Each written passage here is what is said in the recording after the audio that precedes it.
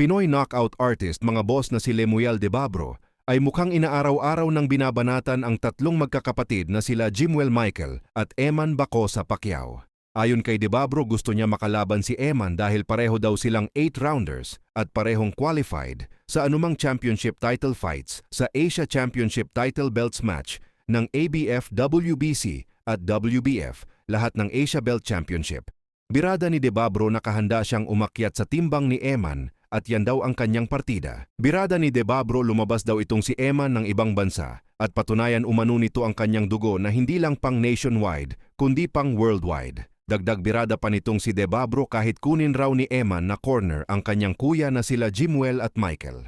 Pag-uuntugin lang daw ni Debabro ang tatlong magkakapatid na Pacquiao. Ayan ang matinding birada ni Debabro mga boss. Habang sa pinaka-latest post naman ni Debabro mga boss, kung saan pinasilip niya ang kanyang galawan sa Meets with Albert Pagara. Sabay birada niya sa caption na ang problema kasi kay Jimwell, mahina ang absorption sa mga nakakasama niyang Pinoy Pride boxers. Kasama mo ng matagal si Idol magsayo dyan sa US, hindi mo pa binilisan ang progress mo. Ako nga sa Thailand kasama ko si Pagara at ang dami kong adaptation at sparring rounds sa kanya since last year. Ngayong taon nakikipagsabayan na ako sa kanya, ganun dapat. Dagdag birada pa nitong si Debabro mga boss. Pero ensayo ka lang dyan, antayin kita, don't worry. Uunahin ko lang yung matangkad mo na kapatid. Medyo kinakabahan pa ata sa hamon ko eh. So uunahin daw ni Debabro si Eman na matangkad. Sa kanya isusunod si Jimwell Pacquiao. Ayan nga po ang eksaktong birada ni Debabro sa magkakapatid. Samantala former 3-division world champion John Riel Cuadro Alas Casimero.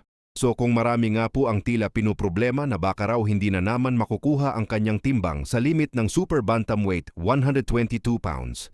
Pero para nga po kay Casimero mga boss ay tinatawanan at sinasayawan niya lang yung mga nagsasabi na hindi niya makukuha ang timbang. Sabay banat na easy work lang daw ito sa kanya. Samantala sa katatapos naman na Facebook Live ni Casimero, at ito nga mga boss, pinasilip ni Casimero ang bato-bato niyang katawan na may kasamang dalawang kalsada sa tagiliran. So 24 days na lang laban na ni Casimero sa Kyrgyzstan kontra Luis Neri, kaya abangan po natin yan mga bossing.